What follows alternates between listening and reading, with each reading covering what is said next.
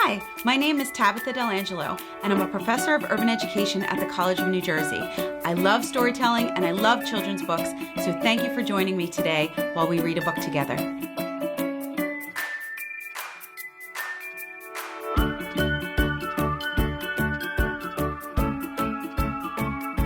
Hi everyone! Today we're going to be reading a book called When We Were Alone. And this is sort of a special book. It's a little bit different. It's a book about Indigenous people.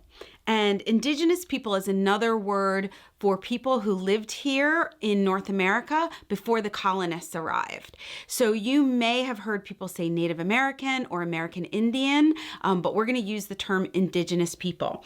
And the authors of this book are Indigenous people. And I think that sometimes it's a good idea to read books about people written by those people because they know best.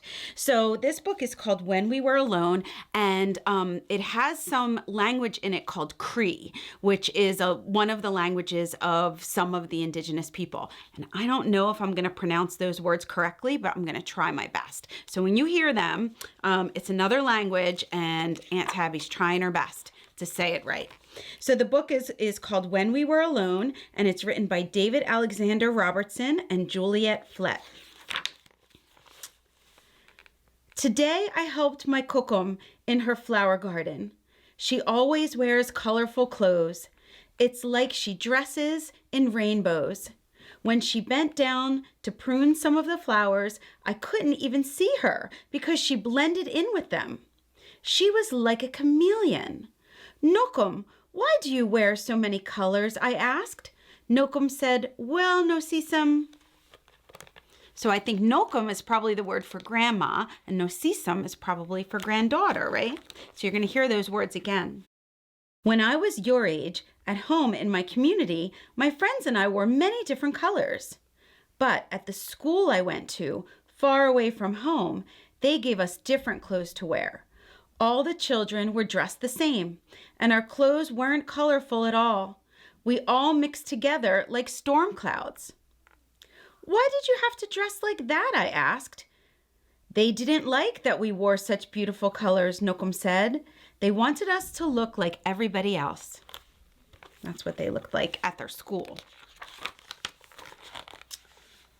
But sometimes in the fall, when we were alone and the leaves had turned to their warm autumn hues, we would roll around on the ground.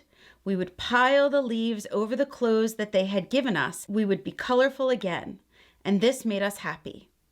Now, Nokum said, I always wear the most beautiful colors. After I helped with the flowers, we went over the back gate. There were vines covering the gate, and they reached all the way to the ground. And when my kokum turned to fix the latch, I saw that her braid hung almost as low as the vines. It was like she had a tail. Nokum, why do you wear your hair so long? I asked. Nokum said, well, no sisam.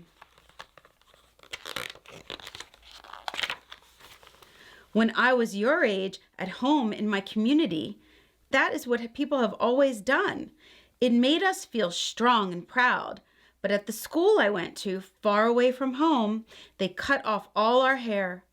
Our strands of hair mixed together on the ground like blades of dead grass.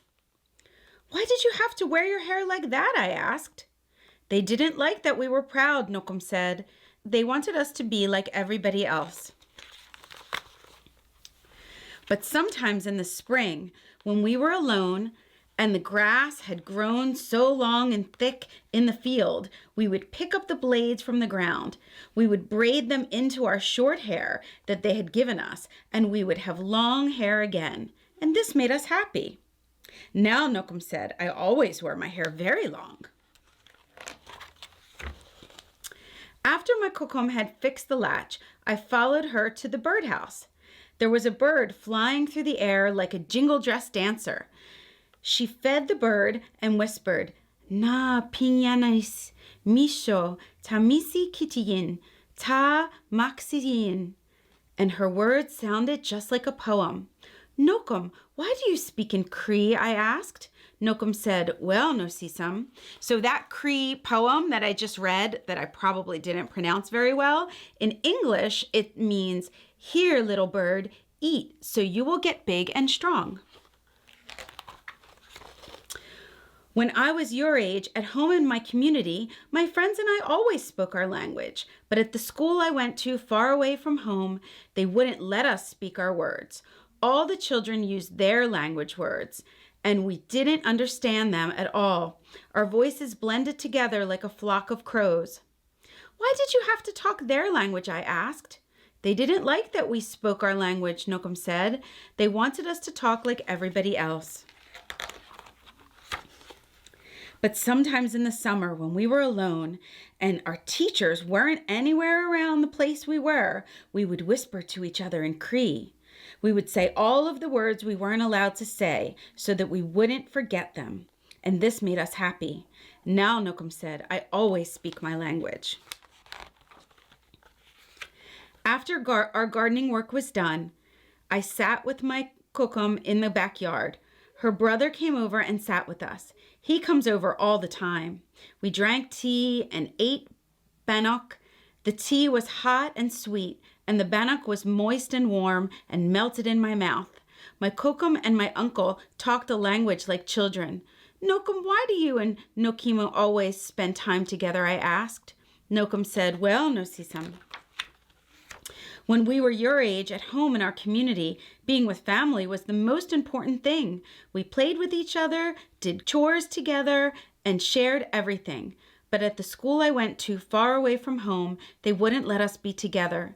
My brother and I were separated, day and night. Why were you and Nokim separated? I asked. They didn't like it when we were with our family, Nokum said, because when we were together, we thought too much of home. But sometimes in the winter, when we were alone and we were sure that nobody else could see us, we would find each other. We would take off our mittens, and in the crisp, cold air, we would hold hands so we could be with each other. And this made us happy. Now, Nokum said, as she reached over and held my uncle's hand in mine, I am always with my family. That's it. So if you want to learn more about Indigenous people, maybe you could talk to your parents or your teacher or check out some more books in the library. Bye-bye. Don't forget, you can find any of these books at your local bookstore or at the library.